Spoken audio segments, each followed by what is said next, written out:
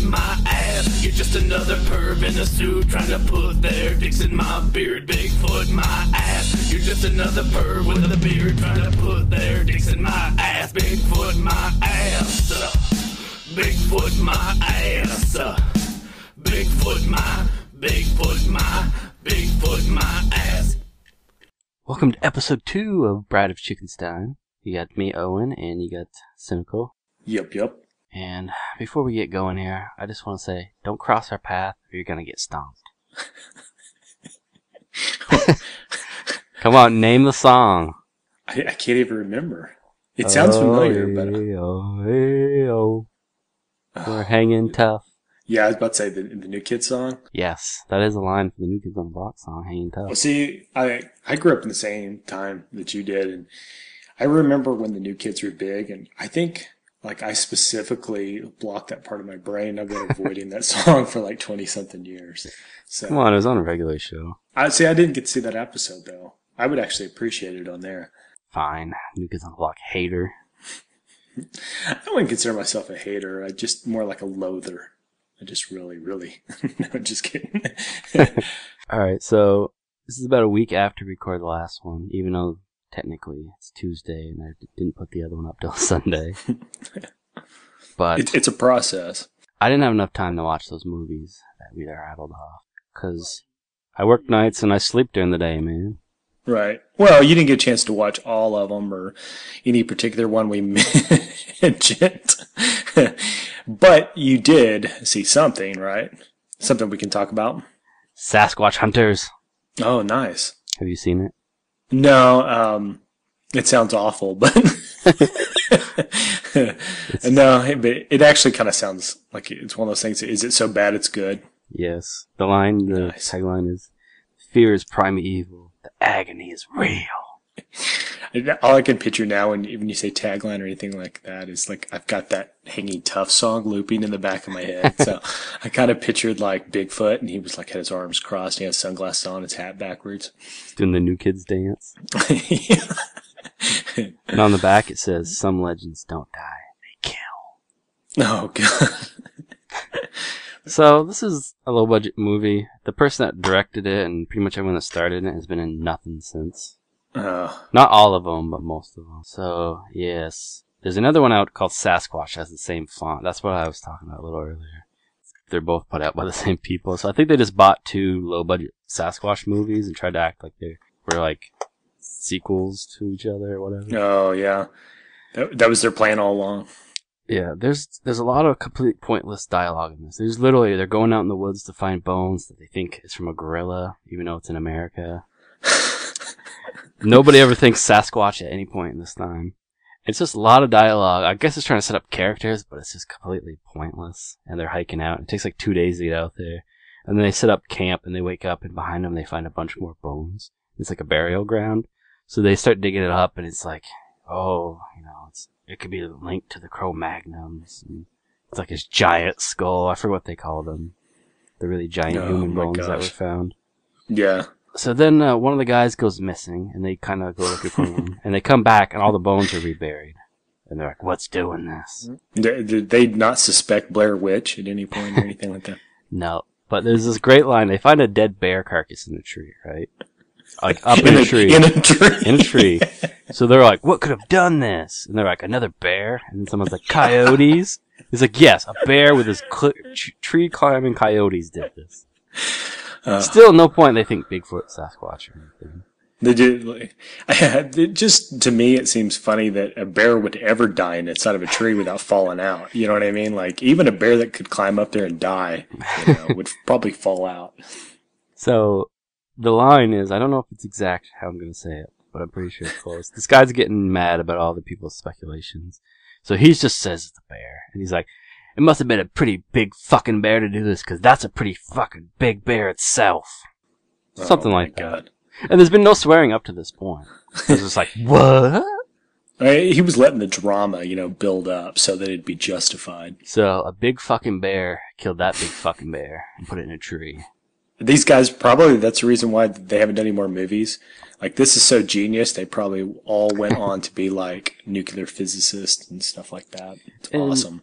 It was weird, because let's backpedal a little bit. The beginning of the movie has these 3 rednecks with way too much dialogue, like drinking beer and they got guns, or I don't know if they're poachers or whatever. Yeah. You see one of them get killed. You don't see the other 2 for a while. Cuts back to the other people. You eventually see one more by the river and he gets killed. They never mention the third one dying. You never see it. And then like a bunch of these people from this group just disappear. I think later you might see a dead body, but like you don't even see a kill. They have a guy in a suit running around, but when it's up close, it's a CGI face. Like, blah! Oh my gosh, that sounds horrible. And they end up in a cabin that's surrounded by bear traps, and then they realize, like, oh, these are the people who brought the bones originally. And apparently this Bigfoot's 100 years old, and they're like, what if there's more than one? Either that or he spontaneously just appeared. Yeah. Like no ancestry. So they start getting attacked in the cabin, and they realize there's more than one just by the sound. So they eventually start, and somehow they all leave. I don't know. Bigfoots go home to go to bed or whatever. So it's the morning. One guy's hurt. One guy's messed up face, but one guy can't walk, and they're trying to escape. All of a sudden, there's like fucking 8 or 10 Bigfoots chasing them through the woods. A bunch of guys in suits. I'm like, this is great! So is it like big guys in big suits? Not really. Or is it just like average guys? They're just trying to make it look like they're big. They're Bigfoot. Yeah. So one of them grabs the girl, and I forget why I think the guy fires a shot in the air, and the Bigfoot turns around, and he just picks her up and chucks her at him. And he catches her. It's like, what? And then they run away and drive away in the Jeep. That's pretty much the end of it. You know what would have given that a better ending? What they needed was a true car chase. Like, the Bigfoot gets in a car and starts chasing them while they're in a car, and then I'd have been like, they need a sequel. I want to see what happens. The real ending is the Bigfoot's burying their own. Like, the whole point was the Bigfoot bury their own, and it's like a sacred place, and they disturbed it. And I thought they were kind of. I don't know if you've seen Dead Snow, a newer movie. I think I did. Are you talking about the zombies? The one with the Nazi zombies, like the foreign movie. Yeah. Well, you remember they were after them because the guy had their gold or whatever. Yeah. I thought that was kind of how this one was gonna go because they attacked one of the guys and took his backpack because there was a skull in it, like from the burial ground. Yeah. So I thought like at the end when one guy's big. It was be like lying to the group, and he had one of the bones, but like nothing happened. They just drove away, and then it shows the Bigfoot burying their own, and then it kind of like camera pans up, and then the credits roll. I'm like, what? But I think they try to establish later. It's like, you don't have any more stuff on you guys. Like, no. He's like, maybe they thought this as a threat. Like they were all just like trying to like think out something that might mean that the plot actually came full circle. They're just gonna make something up. I don't know. That's a fucking Bigfoot movie. What do you want? Although finally at one point. You know, they never mention Bigfoot, even though at one point they see it and stuff. And one of them literally runs and like just shoulder tackles. One of the guys like, ugh, and then he runs away. I'm like, what was that? So you don't watch much wrestling, but there's a guy that used to do a running shoulder tackle, and he was called the Pounce. He'd be like, Pounce! And he'd hit him with a shoulder tackle. So we're like, we need more of that. Just fucking Bigfoot shoulder tackles. What if that was the guy? Like, he was in a Bigfoot suit, and he was just looking for work, and he was like, he went and did it, and they had to edit out him yelling Pounce. He's like, Pounce! And they're like, no, Bigfoot can't say that. We gotta take that out. My friend Tim and I came up with the idea of a Bigfoot movie, and he kills people with wrestling moves. I don't know, he thought it was hilarious. That'd be better than what you just watched. I guarantee that'd be all over Netflix. I was really hoping that when he picked the girl up, instead of throwing her, he was just gonna do the Batman Bane back break. And just pick her up, snap her over his knee. Just push her off and walk away. Like, fuck you. See, that would be awesome. Like right now, we'll make up a movie that's more ridiculous than that movie. We'll just do it right now on the fly. And at the same time, not only will it be more ridiculous, it will be more entertaining, guaranteed. Like you just said about the part about, the Bigfoot that, kills people or, attacks people with wrestling moves. What you do is you just make up like this thing where there's this cabin, kind of isolated cabin out in the middle of nowhere. And there's an old man that lives there and he's got like satellite television. So the Bigfoot's watching the wrestling? Right. Like they've been watching through the window all these years. And then all of a sudden say, the bank forecloses on the old man and they show up and they haul the old man away. And like now Bigfoot's out for revenge because they're going to, foreclose on this house, and they're going to take away Bigfoot's TV. So Bigfoot, all these years, that's the only violence he knows is from watching wrestling on television. So like they show up and they're like, "We're here to take the house," and he's like, he just starts picking up people and body slamming them on the hoods of their cars, and it goes on and on. Eventually, he gets up like on the corner of the roof, and has a big elbow drop from the top ropes. It'd be sweet, and I guarantee that movie'd sell like hotcakes. I did come up with a sequel idea for Sasquatch Hunters. Nice. So, remember how I was saying that the Sasquatches were mad for them disturbing the grave and taking bones?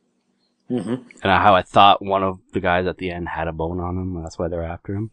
Yeah. The sequel would be he did have a bone on him, and he brings it to like a university where, I forget what it's called. History people studying shit. Yeah, like the archaeologist or something. Yeah. So he brings it there, so the Sasquatch family goes to the canvas. I got the tagline for you. Instead of like big man on campus, it's Bigfoot on campus. So there's plenty of, sorority babes and like big knockers like, we're in a sorority. Running around with no bras on, half shirts. Yeah, and then many Bigfoots running around this campus, like destroying everybody. Throwing people out of windows. Because I like people being thrown out of windows. Going to like fraternity parties and like picking up kegs and like throwing them across the room and killing just think people. It's a guy in a Bigfoot costume. Like, you're funny, dude. At the end, he ends up enrolling and he gets a degree and he improves his life. I mean, Sci-Fi Channel. I'm available to direct this. It writes itself. Come on, man. Somebody just needs to give us the budget. Yeah. All we need is a blank check and we're off and running. Just need one aging child star. Yeah. Yeah, maybe Corey Haim. Corey Feldman type of role kind of thing. I mean, of course, not Corey Haim. He's dead. Well, I mean, like... Well, he's probably available then. Oh, God. But that's what we're thinking. Like, we need somebody that's got that facial recognition that you would see him and say, hey, I remember them from a movie in like 1987. And then at the same time, what we also need is we need an older person that's famous, that's like the security guard that warned everybody this was going to happen. We need that character too. I want the older brother from Pete and Pete. Which one of those redhead kids was that? The older one. Oh yeah, okay, I remember now. I think the other one's he's in a band now. Is it a good band? Because you may need like a theme song. I already got a big theme song. It's called Bigfoot My Ass. It's like Bigfoot, bow now, my ass. You don't even remember that song, do you? No. Jeez.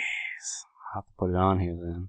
See, like, that's what happens when you get old enough to actually know a bunch of stuff. That's when you start getting senile and it just starts rolling out the back of your head, too. Come on, man. Bigfoot My Ass. Jake made it.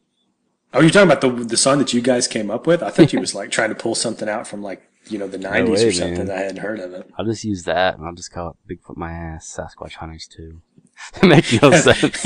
That's the actual movie just so you can use that song. You can change the whole title of the movie just for a song that you already made. And then the twist is all the people they're just people in suits. There's no Sasquatches. What would be great though is you could give it a Scooby-Doo ending where not only is it all people dressed like Bigfoots, is one of the guys, they pull off his mask. He's a person underneath, and they pull off another mask, and he really was a Bigfoot all along. So, and then you're like, oh, yeah, it's Bigfoot. You bumbling kids. Dang it. I'd have got away with it, too, if it wasn't for you. You talking dog. Yeah, if it wasn't for that green van and your talking dog. This could segue into Scooby-Doo, because have you seen that kind of newer Scooby-Doo? Where they almost make fun of Fred all the time. He's obsessed with traps. Really elaborate schemes to catch ghosts and things. He gets Trap Magazine. He goes to the Trap Museum. No. I've heard like weird mixed things about that. I keep telling myself I'm going to watch it, but I haven't seen it. Is it out on DVD? I don't know. They keep playing on TV all the time. Is it got like some kind of name, like it's like Scooby-Doo Mystery something or whatever? Yeah. I'm going to have to look it up. I'm such a big fan of the old Scooby, like the original, Scooby-Doo. And like Shaggy and Velma were dating, but then they broke up because she was like, me or the dog. I was like, why would you do that? He's like, screw you. I've had this dog since this fucking puppy, man. Well, I mean, like, you would think, like, the way she made it sound like Yeah. he was raping the dog or something. It was probably more like she wanted to have sex with him, but there's no room in the bed because Scooby has one side. What I'd really like to see is like an ultra realistic thing of that, where they're like, kind of like, did you watch any of the Scooby-Doo movies? How they kind of just on and off kind of hinted at really adult themes by trying to keep it PG at the same time. I always thought it'd be funny if like somebody really just said, all right, we're going to just tell it like it is. And they're like, Shaggy's got to be some kind of like hippie. He's got to be high all the time. He really is, seriously. And they kind of did that in the movie by making it look like there was a bunch of smoke coming out of the van. Then come to find out they were just like grilling something. Yeah. Yeah, it's called Scooby-Doo Mystery Incorporated. Yeah, okay. I knew it was something like that. Do they have interesting monsters on that one, or is it really cheesy? Some of them are like over the top, and then how they explain it, you just kind of facepalm. One, it kind of looked like a giant like werewolf, but ended up the hair product he used had a side effect to make hair grow all over you.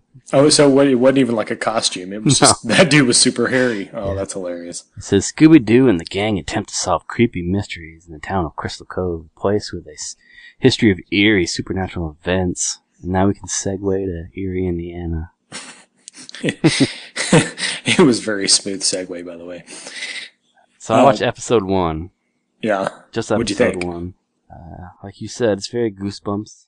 The episode almost made me wish it was kind of more adult because of what could have happened in it. You're kind of introduced to the family, the dad, the sister, the mom, and the son, who's the kind of kid that knows shit's going on. This kind of creepy woman shows up with these 2 creepy twins. She sells Tupperware that's everlasting, and she hands them like a free sample. It has a bologna sandwich from 1970 in it.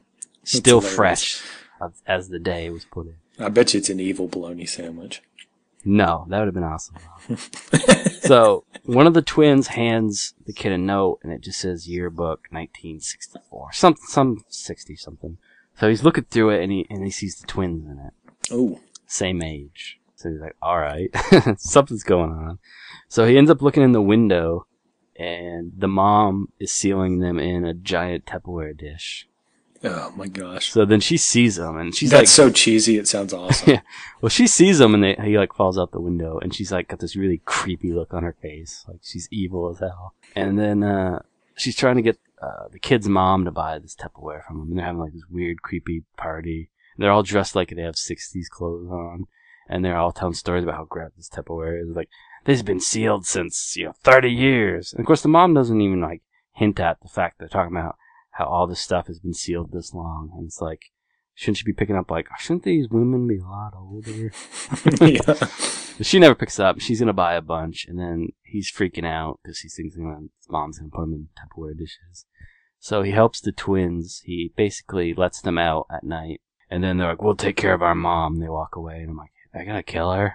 They just like, it cuts to like them opening her Tupperware bed. And she's like, what are you doing? And screaming. And then the kid just running away. I'm like, oh my God, what happened? But then you just see later, she decides she's going to cancel the order for Tupperware. And she goes over there and there's 2, 30-something-year-old twins putting up a for sale sign.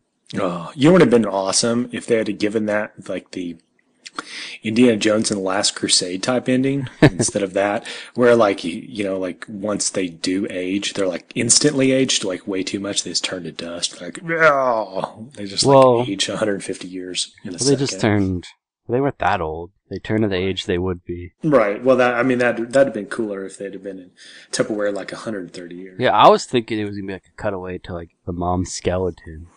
But it ends up just being like the woman in bad makeup leaning out the window like, who's out there? Oh, and she's instantly in has like a walker or something. She's just like really old. And they're like, nothing, Mom. So I kind of laughed at that. But then I was just thinking. That's the initial episode though? Yeah. Oh, that's But it's weird because then like he puts the bologna sandwich in with the Tupperware up in his like, he's like friends with this younger kid who also, he's like the only one that believes him that the stuff's going on. So he has like an evidence locker that he locks. He's like, yeah. If I don't make it back, this key opens this and get hold of the president. But the thing's full already, so I'm like, so he's got like a Batman trophy case kind of thing, like his oversized like coin from Two-Face. He's got a bologna sandwich instead. And then the ending joke's like, I'm never gonna eat leftovers again. Oh, had to throw in like a pun Yeah, at the end. but I kept thinking, that's some good freaking Tupperware, man. Yeah. If you put a sandwich in there now and 50 years down the road you can eat it, I would buy some of that. But I mean, what ended up being the deal with? Did he ever figure out exactly why the Tupperware did that, or just that it did? Nope. Just left it at that. So it like wasn't, that lady was like a witch. No. Or she hadn't like sold her soul to the the Tupperware. I guess her gods or husband anything. invented it and he's dead.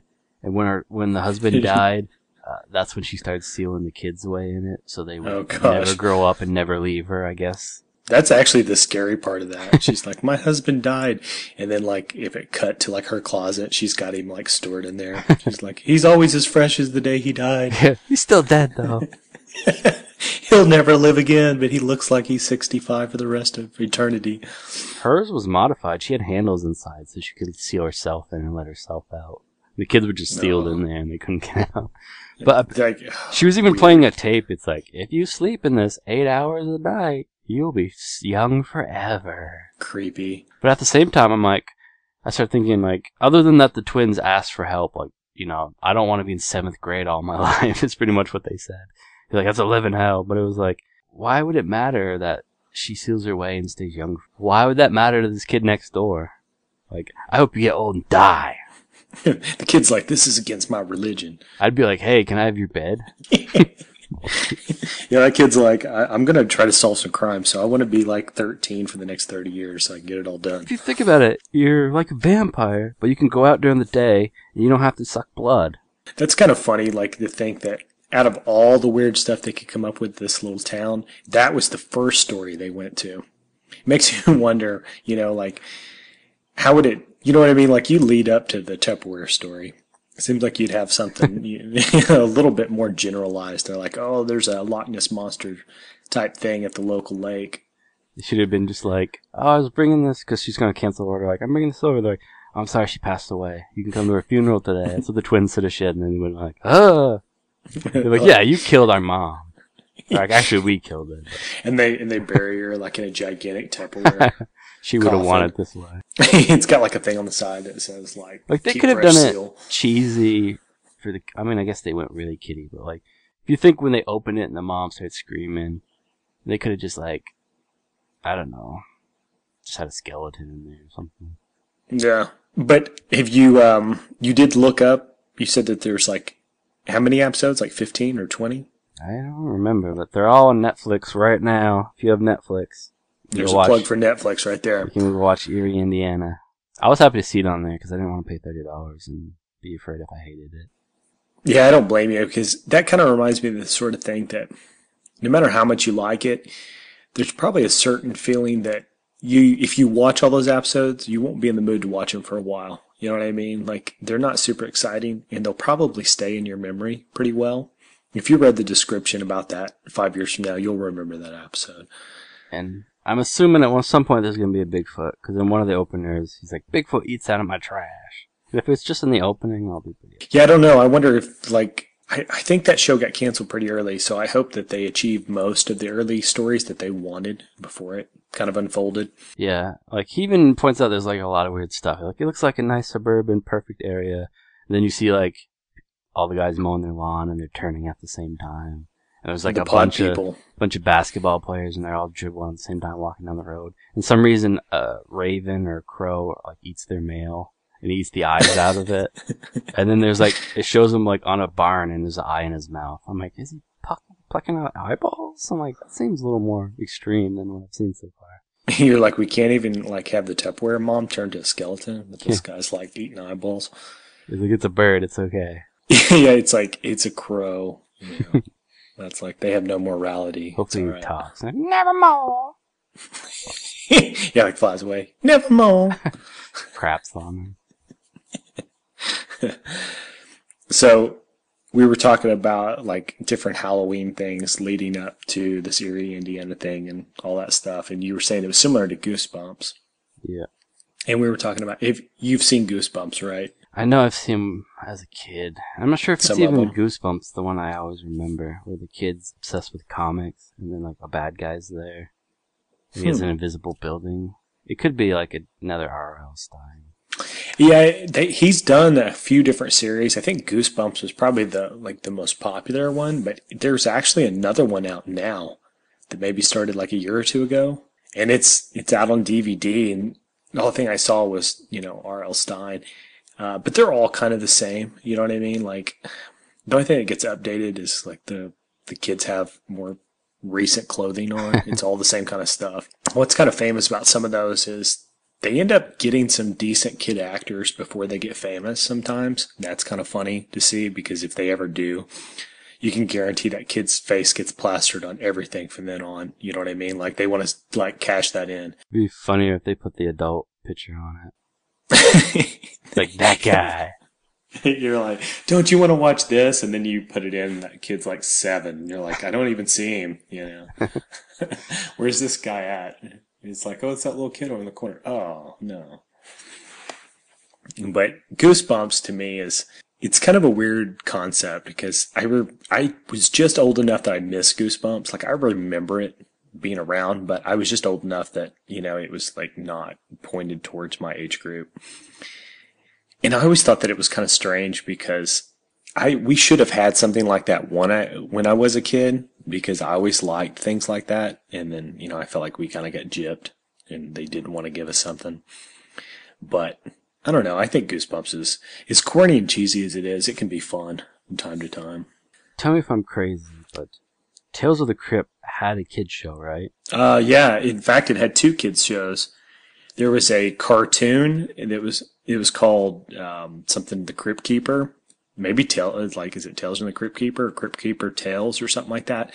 And it was sort of like a goosebump-esque type of thing because, creepy things would happen like in Goosebumps, and the Crypt Keeper was just kind of there, to start this show off. So it was somewhere in between, Tales from the Crypt and Goosebumps.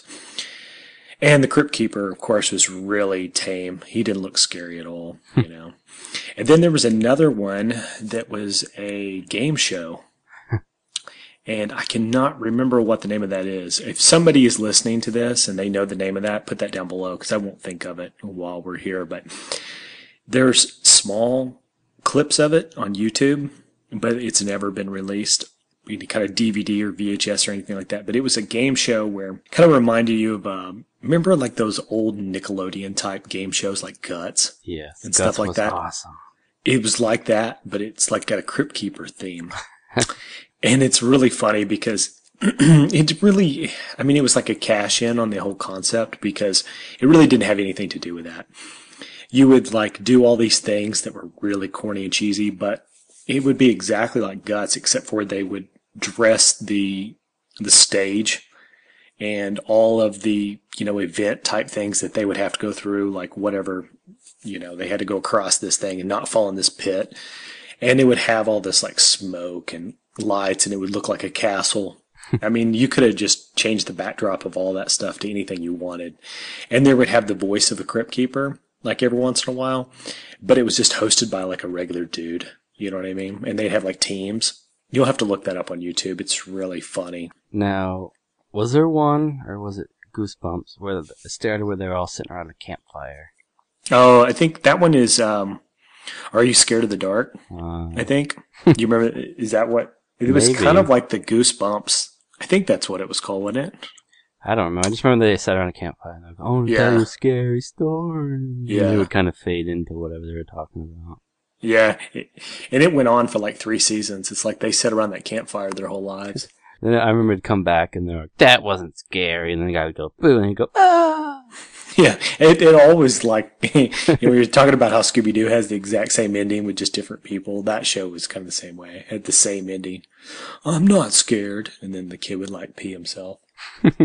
But yeah, I think that was the name of that. I want to say that show, it either did or didn't get a release in the US, like on DVD or something. But that one's got kind of a big following. It's very similar. It's, like a Goosebump type of thing. But I don't know. I feel like in some ways, parents don't want to give children that same kind of show anymore. And at the same time, I'm like, that's not any worse than the crap that they already watch. Let's go ahead and just let them have that. All right, before we end this, I want to mention, I own all the Munsters, but Boomerang has been playing the Munsters. Boomerang's pretty awesome. The live-action Munsters and the Addams Family cartoon. I assume Addams Family Munsters and Addams Family Munsters. Addams Family show as well eventually, but it was a Halloween Munsters. That's awesome. And I laughed. I'm like, Halloween Munsters? Was it like a special? No, it's just Halloween. It was, they went to a costume party and then... They just went as themselves? No, like, they look normal to themselves. So he was dressed in like a night outfit. And then, they're like, I think, and they were giving out a prize at the end for best costume. They're like, give it to King Arthur. And like, remove your helmet. And he takes it off. And they're like, a mask under a mask. Awesome. And then Lily got all mad. They're like, they were insulting you. Let's get out of here.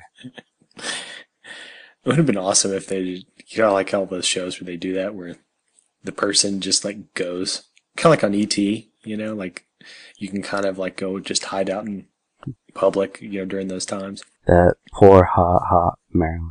Oh, she had it so bad. I like she doesn't realize that her family's creepy. That why men run away, and she thinks, why do guys hate me?